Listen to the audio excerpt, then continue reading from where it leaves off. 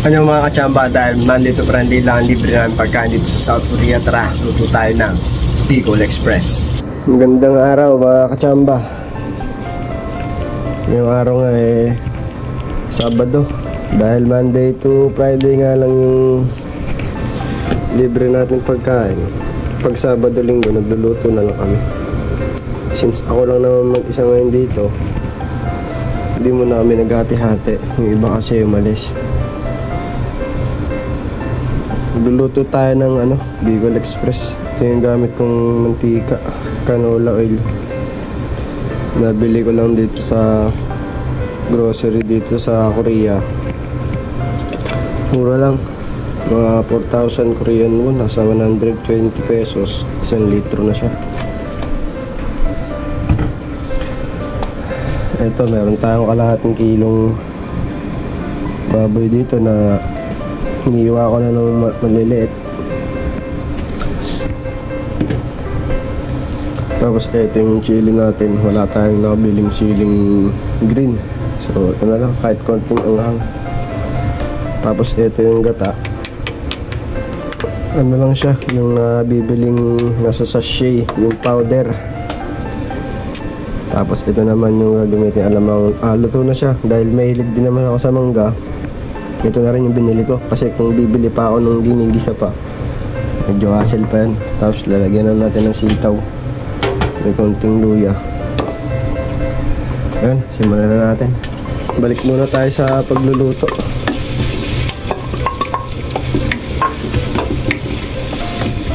Ito, meron pa dito natira. Luto ng kasama ko, oyster. Try natin mamaya. Iniwan niya kasi umalis na siya. May lakad. Lunes na yung balik niya. Yan, ganito lang yung buhay namin dito. Kung bibili pa kami sa labas, magkano rin yung isang kain sa labas. Abutin din ng 400 pesos.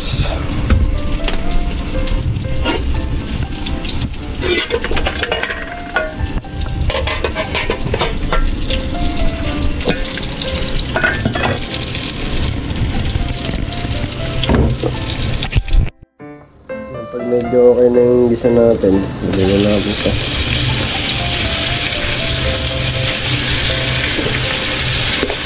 Mga 10 kilo, mga kachamba.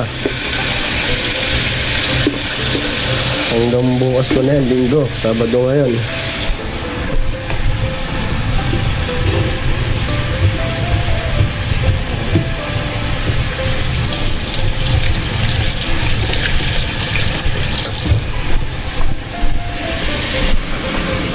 Medyo makalat pa, bukas pa ako maglilinis.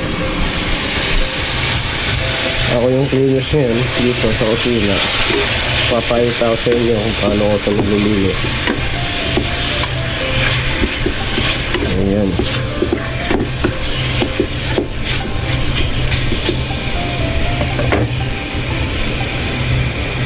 Kayaan lang natin yun na sasangkot siya lang natin yan. Hayaan lang natin yun na ilabas yung katas niya para malasa-malasa. After na mga ilang minuto kachamba, lagyan natin yung ito yung problema dito, hirap buksan.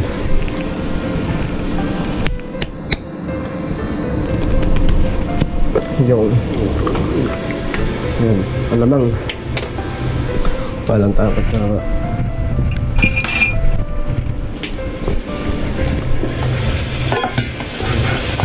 Tignan natin. Hindi naman siya maalat. Tignan natin konti. Ayan.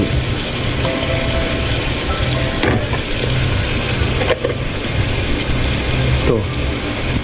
Nabili ko lang din to sa World Mart or mga Asian Mart. Mga Filipino product na rin to. Ayan. Galing pa siya ng Nabotas. Shout out sa Pixel Trans Global Foods Incorporated dan Corporation. Baka naman Florence Sauteed Shrimp.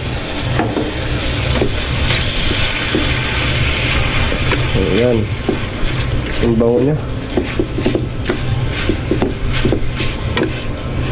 Ito yung mga ulam na nakakagutom. Niluluto mo pa lang. Tapos syempre lalagyan natin yun ng tubig na mainit.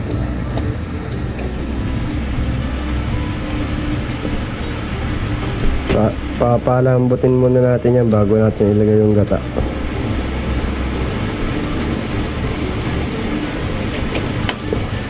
Okay.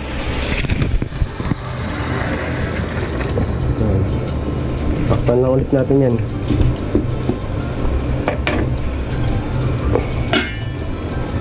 Mga kachamba, after 30 minutes medyo malambot na yan. Ilagay na natin. Ang ganda ng kulay niya mga kachamba. Ito pa lang pwede nang tikman eh. Pwede nang pang ulam. Lagay na natin yung gata. Yan. Tapos pakukuluin pa rin natin yan mga kachamba. Wala na akong masyado ibang nilagay dyan na pampalasa. Konting paminta lang ito. Kasi medyo maalat na yung ating alamang. Yan. Pakukuluin ulit natin yan hanggang sa mawala yung sabaw niya. Saka natin ilalagay yung ating sitaw. Tatakpan lang ulit natin yan mga kachamba. Babalikan natin mamaya yan. Mga ilang minuto nga nakalipas. Ayan. Pwede natin ilagay ito. Sabay ng paglambot niyan eh nag-iibas na yung sabaw niyan. Patutuyutin natin yan. Yung parang nagmamantika na lang. Ito pa nga lang, pwede no.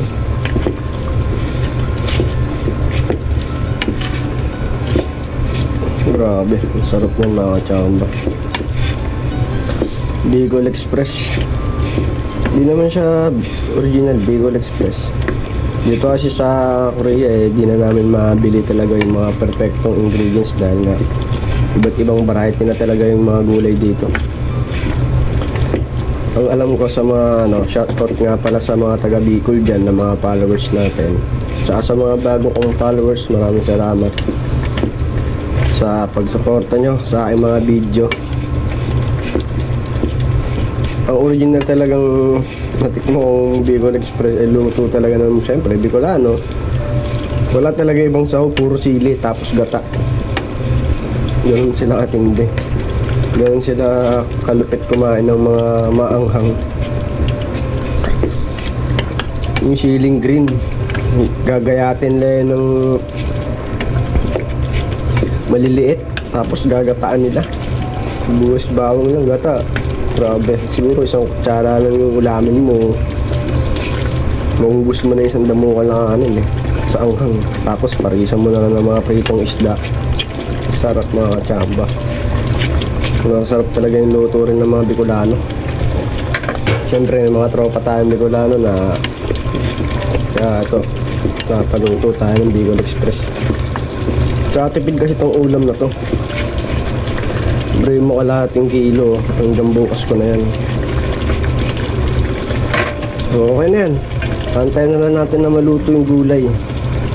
Tapos pwede natin i-serve yan. So ganun lang kadali mga kachamba.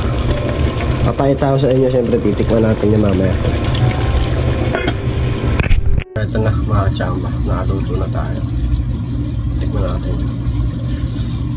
Konting kanin.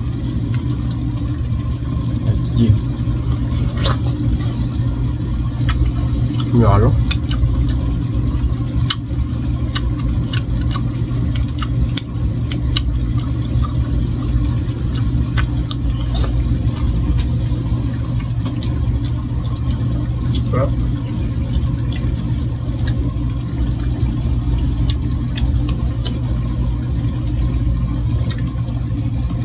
Thank you for watching.